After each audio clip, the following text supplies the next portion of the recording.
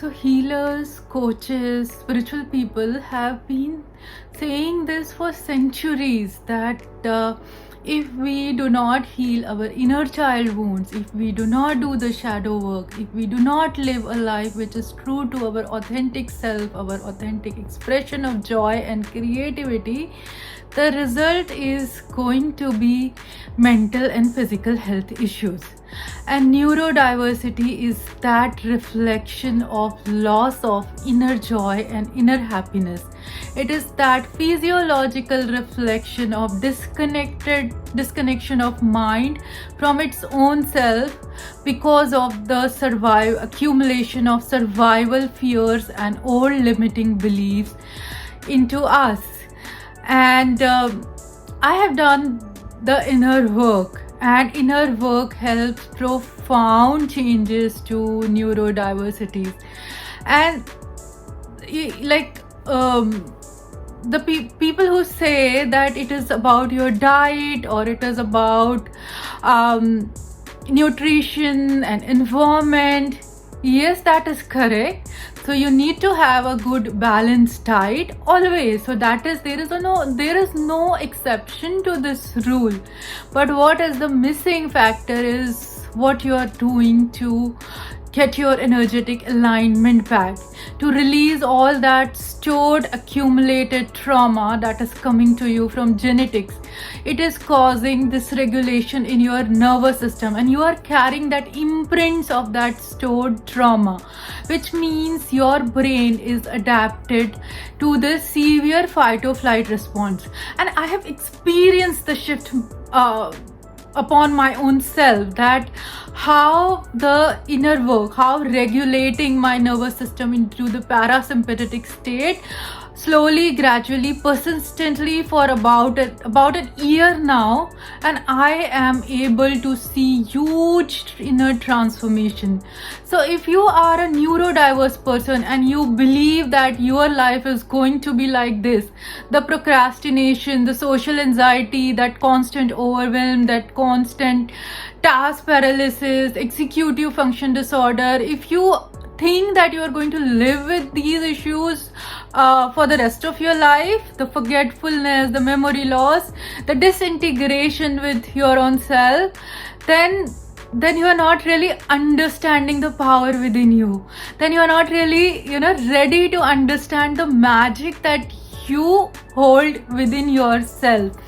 And that's what initially I also used to wonder, that how can a simple technique like breath work, Reiki healing, inner child wound healing, inner child healing, trauma processing can help with such a chronic condition. I am having inflammation in my brain, in my gut.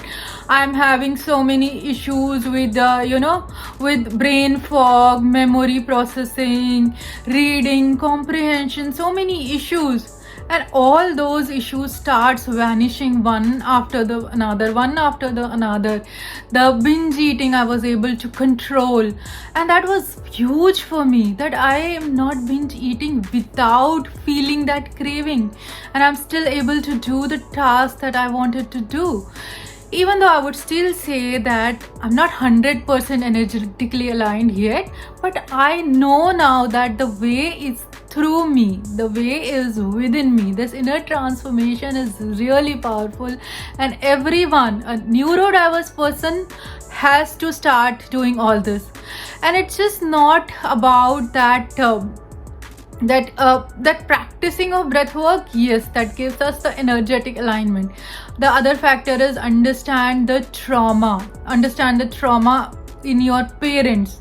Like, what was the impact? Were they barely functioning? Were they anxiously functioning in the world? They were stressed and overwhelmed, and you just thought that this is going to be life? But that's not a thing. They were not aware. They were living a disconnected life from their own self, and that's what I experienced with my parents. And yes, because they weren't aware. They did their best with whatever awareness they had at that point of time. But now we can definitely, start practicing this inner work. And the sooner you start doing this inner work, sooner you start working on your belief system, the sooner you start processing all that stored trauma and stored nervous system dysregulation, you will see profound changes into yourself. So go ahead and start doing this work. This is what your neurodiverse brain is asking you. So I have seen profound changes within myself, in my autism behaviors, traits and coping mechanism, in my ADHD behavior, traits and coping mechanism, in my OCD. Everything is linked to this deep inner child wounds that we are carrying from generation to generation. So it's all that accumulated stored trauma that's coming to us from the generation, and the imprints of that trauma lies in our physiology. And what this trauma then does is it causes our brain to be disconnected from itself. So the brain starts shutting down because it is functioning into the severe fight or flight emotional threat. So when our brain thinks that I'm having this emotional threat, the brain is going to shut itself down, because the brain cannot differentiate between an emotional threat or a real physical threat. So whatever your parents were fearing and your grandparents were fearing and even their parents and their grandparents were fearing is something that has caused an imprint in their nervous system. It caused their brain to shut down, and you are just carrying those imprints within yourself. And or it could be also related to something that happened to you when you were in your mother's womb, some trauma. But it is definitely that trauma, because your brain is not functioning fully and is not getting that energy in all its parts.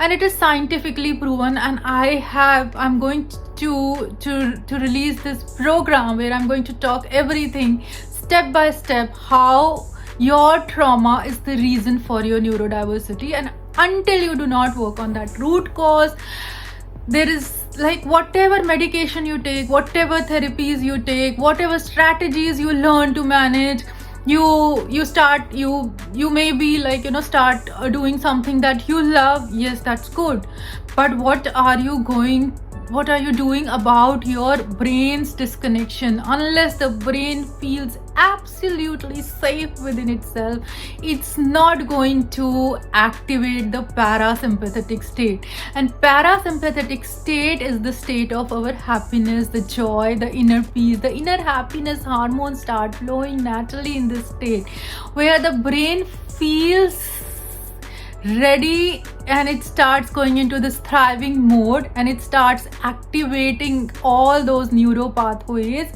where your mental capabilities, your memory issues, your brain fog, your feelings of overwhelm and anxiety and this constant anxiousness, they start coming down, because you start feeling safe within your own physiology. Your brain then starts resuming all those functions back which were lost. And that has happened with me, and I have seen that inner transformation inside me, and that is why I'm now able to speak. I had so many issues with articulation, and I just couldn't frame a single sentence earlier, because I was carrying the imprint from my genetics. So my father was severely autistic and my mother was severely ADHD, and both of that impact was there in my brain since childhood. And I thought that this is how my life is going to be for the rest of my life now. But it started changing. It started changing very recently, but I was doing this inner work for the past 3 years, and now I'm seeing this transition. And then I did all my research. Then I started understanding everything and started connecting it back to them. I even traced all my issues to my grandparents. I could see that I have taken the trauma from them as well. So both my maternal grandmother and my paternal grandmother, I have issues, those insecurities, those limiting beliefs coming to me from them as well. The binge eating is coming from my maternal grandmother. The insecurity and fear of loneliness is coming from my paternal grandmother. And I love my family. I have always loved them, but the insecurities they were carrying, the fear, the guilt, the shame, the social anxiety they were having, always worrying about what others are going to think about them, that all have an impact upon one child, at least in the family. And I was that child who was impacted with all that generational trauma. And somewhere I knew that the answer is not in the medication, the answer is not in these therapies, and it is, the diet is definitely needed, but I'm not having any specific diet to manage my ADHD and ASD. I'm having the same diet that I used to eat in childhood, the rice, the lentils, vegetables, chapatis, all that Indian food. I eat everything, like the sweets and the snacks, and also all sorts of diet.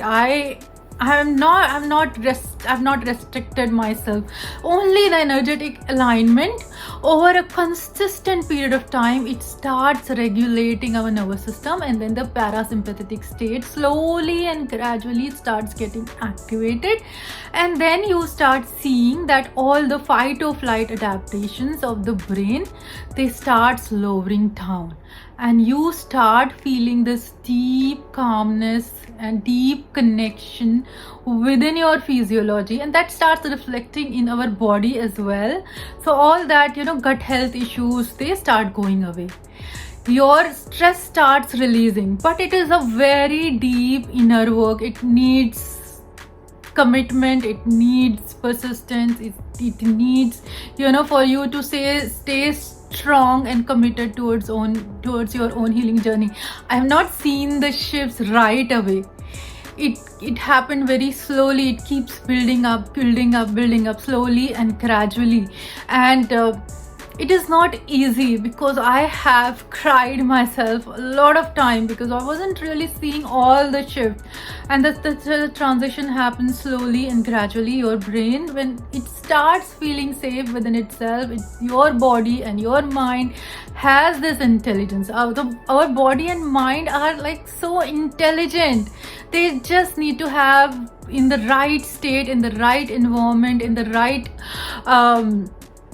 in the right I would say in the right culture, around the right people, in the right job, and your brain will start resuming all this thriving mode again, and you will be able to see this transformation. That's why it's just in this video, it's all about start doing this inner work. That is what our neurodiverse brain, autism, ADHD, OCD, ODD, PDD, whatever you name that, it is all the reflection of the inner child wounds. So yeah, that's what I wanted to say. Thank you so much for staying with me, and please like and subscribe to my channel. And I'm going to cover more on this regulating of the nervous system. Thank you.